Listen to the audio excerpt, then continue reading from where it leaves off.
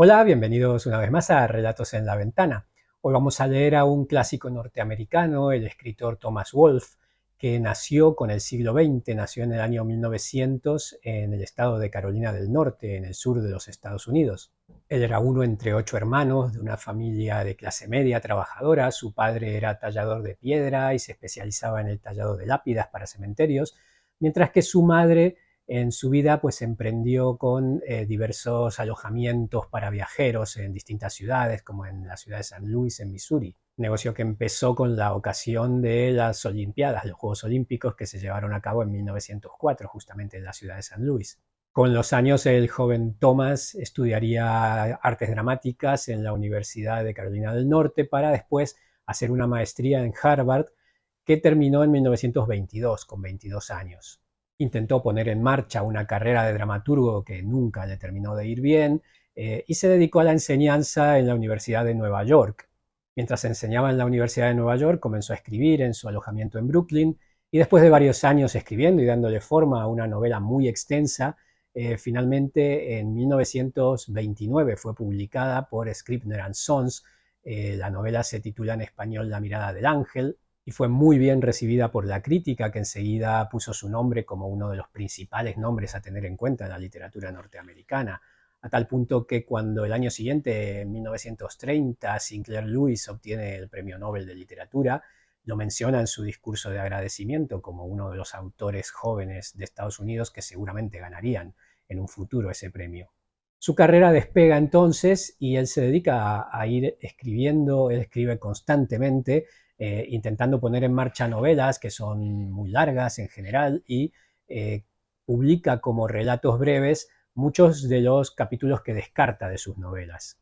Estos relatos breves en general fueron publicados en revistas en esa década de 1930, ¿no? Y en 1937 publica la que fue su segunda novela, Del tiempo y del río. Pero lamentablemente su carrera se trunca en 1938, ya que le sobreviene una neumonía primero que se complica, termina en tuberculosis, y esa tuberculosis se extiende a su cerebro y esto es lo que finalmente termina por matarlo con solo 38 años de edad. A pesar de haber muerto en esa tan temprana edad, digamos que su obra se extiende a 4 novelas escritas, ya que con posterioridad a su fallecimiento se publicaron 2 novelas más y un buen puñado de relatos breves, muchos de los cuales fueron publicados en esta antología de páginas de espuma que se titula Cuentos, simplemente. Tras su muerte, la influencia de Thomas Wolfe fue importante en escritores tan disímiles como Kerouac o como Ray Bradbury, por ejemplo, y es para tener en cuenta una frase de William Faulkner, que en su momento, preguntado ante esto, él dijo que el mejor escritor de su generación era Thomas Wolfe. Él se ponía en segundo lugar detrás de Wolfe. Bien, pues vamos a leer de Thomas Wolfe uno de sus cuentos más conocidos, titulado El invierno de nuestro descontento. A ti te hubiera encantado, papá. Era tan alocado, tan hermoso, todos le adoraban. Ese era el problema, todo le vino dado. Nunca tuvo que esforzarse por nada. El año antes de morir papá, Richard Brandle puso en marcha una producción de Ricardo III y envió a mi padre unas localidades para que fuéramos a ver la obra, junto a una nota llena de urgencia y nerviosismo en la que nos pedía que pasáramos a verle antes de que comenzara la representación. En aquel momento mi padre llevaba casi un año sin hacer teatro. La sordera le había empeorado hasta tal punto que ya no oía al apuntador, y el tío Bob le había buscado un empleo como secretario suyo en la comisaría de policía. Yo iba allí a verle todos los sábados. Los policías eran muy amables conmigo. Me regalaban un montón de lápices y paquetes de papel con membrete. El señor Brandle llevaba varios meses sin ver a mi padre. Cuando llegamos al teatro pasamos un momento al backstage antes de que se abriera el telón. Cuando mi padre abrió la puerta y pasó al camerino, Brandle se giró y saltó de la silla como un tigre. Extendió los brazos, fue hacia mi padre y le abrazó mientras gritaba, con un tono de voz tembloroso y emocionado, como si se encontrara sumido en la angustia, tanto con la mente como con el espíritu. Joe, Joe, qué alegría que hayas venido. Es estupendo verte. Cuando se agitaba siempre hablaba así, con un acento muy marcado. Aunque insistía en afirmar que él era inglés de nacimiento, había nacido en Leipzig. Su padre era alemán y su verdadero apellido Brandl, que él mismo había cambiado por Brandel cuando se hizo actor. Aquel hombre tenía una vitalidad impresionante, que yo no había visto en nadie más. Era muy guapo, pero en aquellos tiempos sus rasgos, que eran nítidos, marcados y extraordinariamente flexibles, se encontraban hinchados y distorsionados por alguna convulsión del alma, y el hombre parecía un cerdo. En sus buenos momentos fue un hombre de encanto y calidez irresistibles. A mí me saludó con amabilidad y afecto, incluso me besó, pero lo que le hizo enormemente feliz fue ver a mi padre. Se quedó quieto un momento, sin hablar, agarró a mi padre por los brazos y le sacudió ligeramente. Luego comenzó a hablar en tono amargo de ellos. Pensaba que todos estaban contra él. No dejaba de decir que papá era el único amigo que tenía en la tierra y seguía preguntando en tono despectivo pero impaciente. ¿Qué dicen, Joe? ¿Les has oído decir algo? Lo único que he oído decir, respondía mi padre, es que se trata de una interpretación magnífica y que no hay hoy día nadie sobre las tablas que llegue a tu altura. Nada, que no hay quien te tosa, Dick. Y esa es también mi opinión. Ni siquiera su vivoresa, ni su vivoresa, gritaba Brandel con la cara lívida y convulsa. Sabíamos que se refería a Henry Irving y no dijimos nada. Durante años, desde el fracaso de su gira por Inglaterra, siempre estuvo convencido de que todo había sido culpa de Irving. Se había obsesionado con la idea de que casi todo el mundo sobre la faz de la tierra le odiaba y estaba intentando exprimirle. Agarró la mano a mi padre y mirándole fijamente a los ojos dijo: No, no, no me mientas, no quiero que me engañes. Eres el único hombre de la tierra del que me puedo fiar. Y comenzó a contarnos todo lo que habían hecho sus enemigos para hacerle daño. Dijo que los tramoyistas estaban contra él, que nunca montaban los decorados a tiempo, que el tiempo que se tomaban entre una escena y otra iba a arruinar la producción. Yo creo que pensaba que sus enemigos estaban sobornando al personal para destrozar al espectáculo. Papá le dijo que aquello era una locura, que nadie haría una cosa así, pero el señor Brandel seguía diciendo en tono misterioso: Por supuesto que lo harían, me odian, no van a parar hasta que me arruinen, yo lo sé, lo sé. Hay muchas cosas que podría deciros, hay muchas cosas que sé cosas que no creerías si te las dijera, Joe, decía y añadía en tono amargo, porque si no, ¿cómo es que he recorrido este país de costa a costa, actuando cada noche en una ciudad distinta y nunca he tenido estos problemas hasta ahora? Mis decorados han llegado siempre 2 horas antes de que empezara la función y siempre se han montado a tiempo. Eso lo hace cualquiera en un pueblo donde solo haya 3 casas, y me vas a decir que no se puede hacer en Nueva York. Y después, de nuevo con amargura, añadió: He dedicado mi vida al teatro. He dado al público lo mejor de mí, y esta es mi recompensa. El público me odia, me engañan, me traicionan, mis propios colegas se burlan de mí. Yo empecé en la vida como empleado de banca metido en la jaula del cajero, y a veces maldigo la ocasión que en mala hora me aparté de aquello. Sí, decía con apasionamiento, tendría que haber renunciado al oropel, a la purpurina, a la fama de unos días, al clamor de la multitud que mañana ya me habrá olvidado, esa multitud que escupe sobre nosotros a los 2 días. Pero tendría que haber ganado algo que no tiene precio. ¿Qué es? ¿Qué? Dijo mi padre. El amor de una noble mujer y las vocecillas de los pequeñuelos. Uy, sí, ya puedo oler el asado, añadió mi padre en tono irónico. Vamos, Dick, no te hubieran apartado de los escenarios ni con un regimiento de infantería. Hablas exactamente igual que todos los actores que en el mundo han sido. Sí, dijo el señor Brandel con una risotada repentina. Tienes razón. Estaba hablando como un actor. Se inclinó hacia adelante y se miró en el espejo del tocador. Un actor, nada más que eso. ¿Por qué un perro, un caballo, un ratón viven y tú en cambio no alientas? Ah, yo no diría eso, Dick, respondió mi padre. Tú tienes aliento para rato. Nunca me ha parecido que te faltara. Nada más que un actor, gritó el señor Brandel mirándose en el espejo. Un granuja, mezquino, presuntuoso, vano, vil y engreído. Un actor. Un hombre que miente y no sabe que miente. Un tipo que dice unas palabras que han escrito otros mejores que él. Un lector de notitas apasionadas de las dependientas de una tienda o de las esposas de los empleados de una tienda de comestibles, fascinadas con el teatro, un tipo que no puede ir a la carnicería a comprar un hueso al perro sin preguntarse qué aspecto tiene, un hombre que no puede pasar un día sin actuar, un actor. Vamos, Joe, por Dios, gritó volviéndose hacia mi padre. Cuando me miro al espejo y veo esa cara, detesto lo que veo. ¿Dónde está el asado?, preguntó papá olisqueando por toda la habitación. Un actor, repitió el señor Brandel, un hombre que ha fingido tantos sentimientos que no tiene ya ninguno propio. Vamos, Joe, susurró. ¿Sabes que cuando me comunicaron que había muerto mi madre hubo un momento?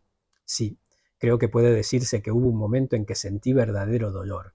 Luego fui a mirarme al espejo y me maldije porque no estaba en el escenario, donde toda la audiencia pudiera verlo. Un actor. Un tipo que ha puesto tantas caras que ya no sabe cuál es la suya. Una colección de caras falsas. ¿Qué te gustaría que hiciera, querida?, me preguntó con ironía. ¿Hamlet? Y se puso en el papel. ¿El Dr. Jekyll y Mr. Hyde? En ese punto su cara sufrió dos transformaciones maravillosas. Era en un instante el caballero de aspecto benévolo y al siguiente el monstruo deforme y de aspecto horrendo. ¿Quieres que sea Richelieu?, continuó, asumiendo la apariencia de un anciano astuto y siniestro. ¿Bob Brummel?, volviéndose joven, gallardo, arrogante, un dandy. ¿El duque de Gloucester? En ese momento se transformó en el villano cruel y sin piedad al que iba a interpretar a continuación. Era asombroso y fascinante, pero también había algo horrible en todo ello. Daba la impresión de que poseía una energía que fluía, poderosa, que le había insuflado con aquel don maravilloso y destructivo de la imitación. Un don que, según dijo él mismo, podría haber destruido y devorado su auténtico ser, pues entre estas transformaciones uno pillaba alguna miradita furtiva e inolvidable, una sensación, una intuición más que un recuerdo de lo que era el hombre, del aspecto que tenía. Una sensación de espíritu atribulado, perdido y abandonado, que miraba con inmutabilidad insistente, luctuosa, muda, a través de las variaciones infinitas de su máscara. A mí me pareció que el señor Brandel sentía una desesperación y una aflicción auténticas. Creo que a él, como a mi padre, le había atormentado el eterno enigma del teatro, su grandeza y magnificencia, casi imposible, su poesía y su magia, que no tienen parangón, y esa cualidad de charlatanería barata con la que corrompe a su gente. Richard Brandel no solo era el mejor actor que yo haya visto jamás sobre el escenario, era además un hombre de la más alta calidad humana. Poseía casi todas las virtudes que debe poseer un gran actor, y sin embargo su espíritu estaba desfigurado por una mácula imposible de erradicar, una mancha que él mismo sentía y reconocía, igual que un hombre reconoce el efecto que ejerce un veneno mortal en su sangre, aunque no pueda curarse de sus efectos ni controlarlos. Tenía un impresionante repertorio de obras que iban desde la música inmensa de Hamlet hasta la basura grotesca y melodramática que algún escritorzuelo creaba por encargo, y en los papeles de estas obras ponía todo su poderío, su pasión y energía, igual que en sus maravillosas interpretaciones de Iago, Gloucester o Macbeth. Como la mayoría de los hombres que son conscientes de que hay algo falso y corrupto en ellos, desplegaba una especie de burla y desprecio hacia sí mismo al estilo de Byron. Estaba constantemente descubriendo que lo que había considerado un sentimiento profundo y honesto no era más que la impostura de su propia vanidad, una especie de embriaguez de amor por sí mismo, una inmensa satisfacción romántica ante el espectáculo de su persona en el acto de sentir así. Y mientras su alma se retorcía de vergüenza, él se daba la vuelta hacia otro lado y se burlaba y se mofaba de sí mismo y de sus compañeros de escena con la mayor amargura. Aquella noche fue la última que el señor Brandel vio a mi padre. Justo antes de marcharnos, se volvió hacia mí, me tomó la mano y dijo simplemente en tono sincero: «Esther, gánate el pan con el sudor de tu frente si tienes que hacerlo. Cómete tu pan aunque estés triste si tienes que hacerlo. Pero prométeme que nunca, nunca te subirás a un escenario». «Ya le he hecho yo prometer eso», dijo mi padre. «¿Y es tan buena como bonita? ¿Es lista?», preguntó el señor Brandel sin soltarme la mano y sin dejar de mirarme. «Es la chica más lista que ha habido nunca», dijo mi padre. «Es tan lista que tendría que haber sido un hijo». «¿Y qué va a hacer?», dijo el señor Brandel sin dejar de mirarme. «Va a hacer algo que yo no podría hacer», respondió mi padre levantando los brazos y moviéndolos con un gesto de perplejidad y desesperación. «Pues algo atrapará», dijo cogiéndome la mano. «No querer toda la tierra para no conseguir nada, no querer hacerlo todo para no hacer nada, no desperdiciar su vida soñando con la India cuando la India está aquí, ahora, a su lado, no volverse loca pensando en 1.000.000 de vidas, queriendo vivir la experiencia de 1.000.000 de personas, cuando todo lo que tiene está en la vida que tiene. No hacer el tonto, torturándose con el hambre y la sed, cuando la tierra cruje bajo la abundancia. Mi hija querida», gimió mi padre, «eres tan buena, tan hermosa, tienes tantos dones y te quiero tanto. Quiero que seas feliz y que tengas una vida maravillosa».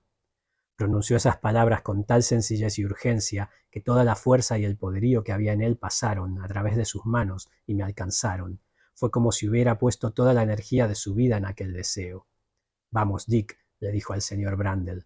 «Esta niña nació con más sensatez de la que tendremos cualquiera de nosotros en toda nuestra vida. Puede ir al parque y regresar con 12 tipos de hojas y pasarse días estudiándolas. Y cuando termine lo sabrá todo de ellas. Sabe su tamaño, su forma y su color. Conoce todas las marcas que contienen. Puede dibujarlas de memoria. Tú puedes dibujar una hoja, Dick. ¿Conoces de memoria la forma y los dibujos de una hoja?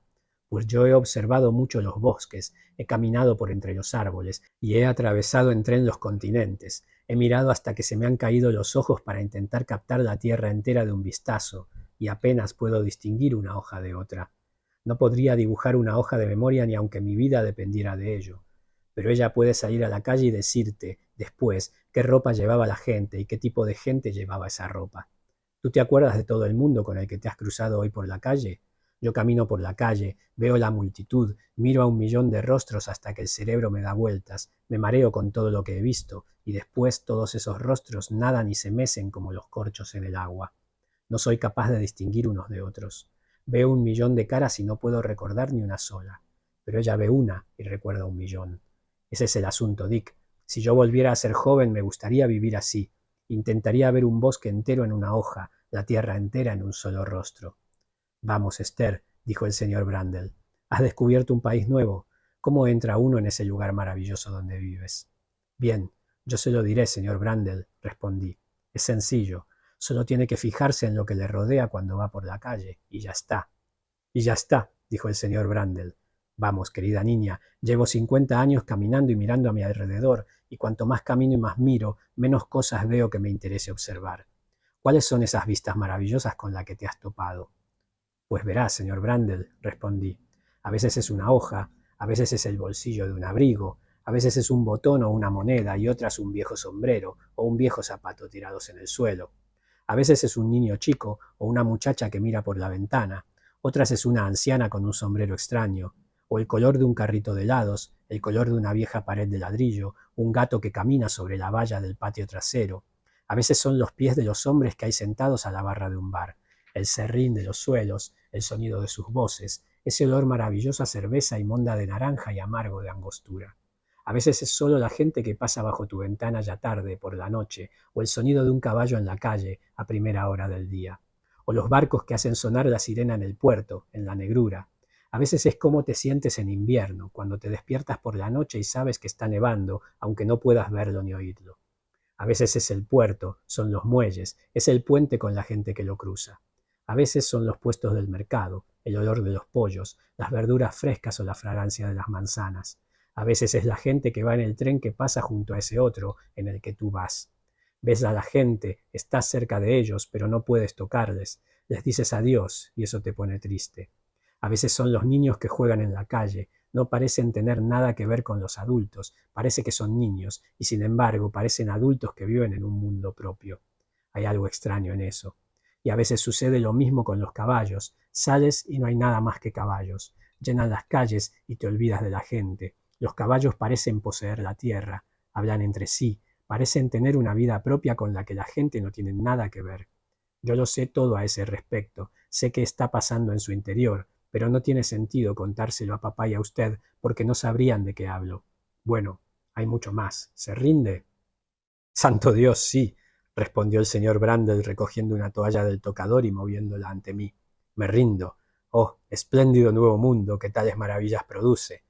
Joe, Joe, dijo dirigiéndose a mi padre, ¿volverá a sucedernos eso a nosotros?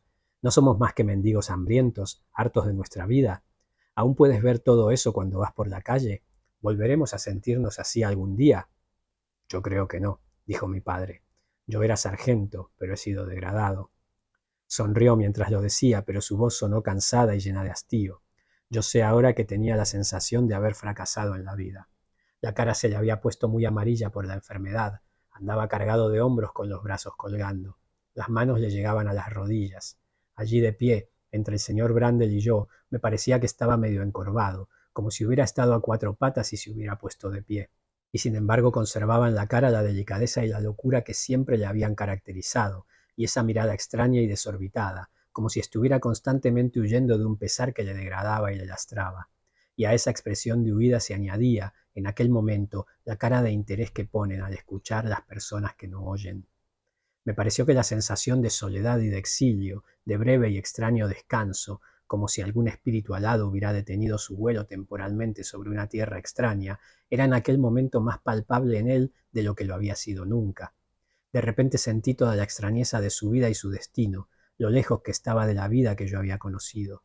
Y sentí, más que nunca, una sensación de cercanía y lejanía entre él y yo. Me sentí más cerca de él de lo que lo había estado jamás, pero también más lejos que nunca. Su vida encerraba algo fabuloso y distante, y él parecía formar parte de un tiempo irrevocable, ya desaparecido. No creo que el señor Brandel se diera cuenta entonces de lo cansado y enfermo que parecía mi padre.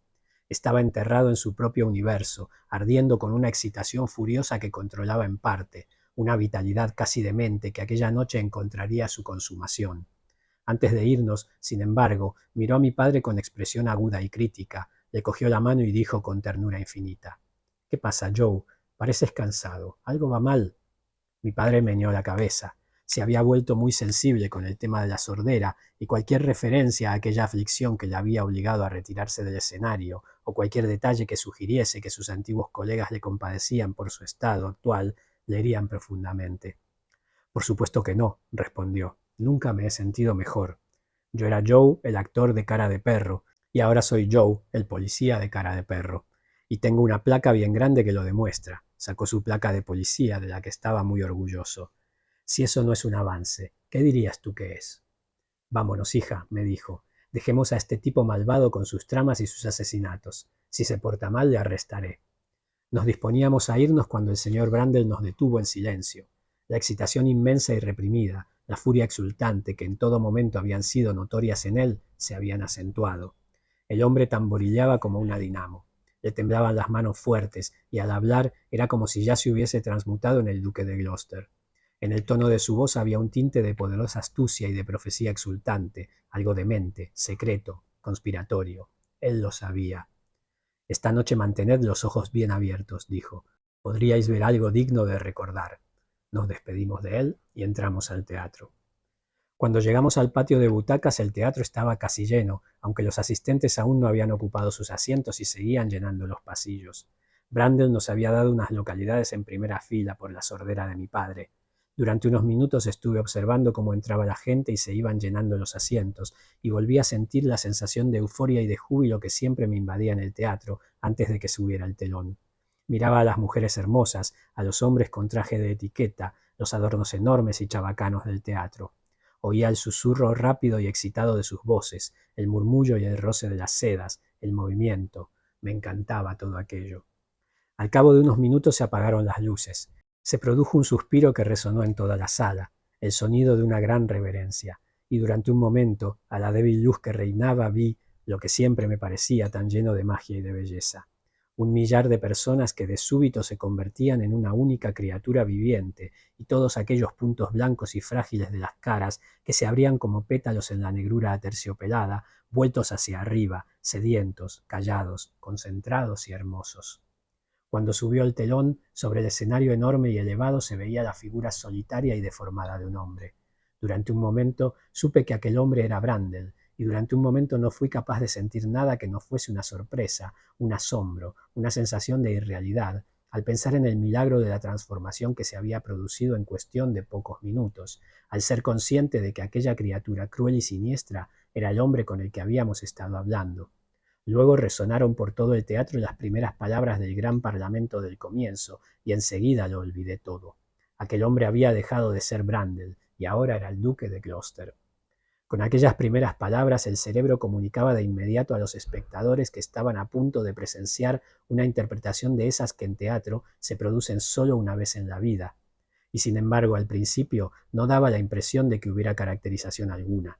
No se sentía la figura cruel y sutil de Ricardo. Solo había música, una música poderosa que resonaba en todo el teatro, una música tan grande y sobrecogedora que ahogaba cualquier recuerdo que uno tuviera de lo ruin, de lo feo, lo insignificante de la vida humana. En el sonido de aquellas palabras parecía estar la medida de la grandeza y la magnificencia del hombre, su trágica desesperación. Las palabras volaron bajo un cielo inmenso e intemporal como un desafío, como una prueba de la dignidad humana, como un mensaje de fe del que él no tenía que avergonzarse ni asustarse ni nada. El invierno de nuestro descontento se ha vuelto ya glorioso estío por este sol de York, y todas las nubes que pesaban sobre nuestra casa yacen sepultadas en las ondas extrañas del océano. Y ahí, rápidamente, De un modo espléndido y con poderosos toques de locura, de miedo y crueldad, empieza a emerger la terrible figura de Ricardo. Se completa poco antes de la conclusión de este soliloquio inaugural. Es un parlamento lleno de terror que deja clara la imagen del tullido, retorcido y acabado Gloucester, para quien no hay en el mundo nada bello, un hombre que no tiene el poder de elevarse, salvo recurriendo al asesinato. A medida que avanzaba la obra, el personaje de Ricardo se iba volviendo tan real para mí, los asesinatos tan atroces, las líneas de diálogo tan llenas de ritmo y de espanto, que cuando se levantó el telón para dar paso a la terrible escena de la tienda, tuve la impresión de que no podría permanecer allí sentada si se derramaba una sola gota de sangre más. Aquella noche permanecerá siempre en mi memoria como la más espléndida que pasé en el teatro. Fue la noche en que Richard Brandel alcanzó la cumbre de su carrera, literalmente, la cima. Justo después de la representación, Brandel sufrió una crisis nerviosa y la obra fue retirada de cartel. Nunca volvió a interpretar a Richard. Pasaron muchos meses antes de que volviera a aparecer, pero ya nunca, durante el resto de su vida, volvió a dar una representación como la de aquella noche. Este es el relato El invierno de nuestro descontento de Thomas Wolfe. Espero que os haya gustado.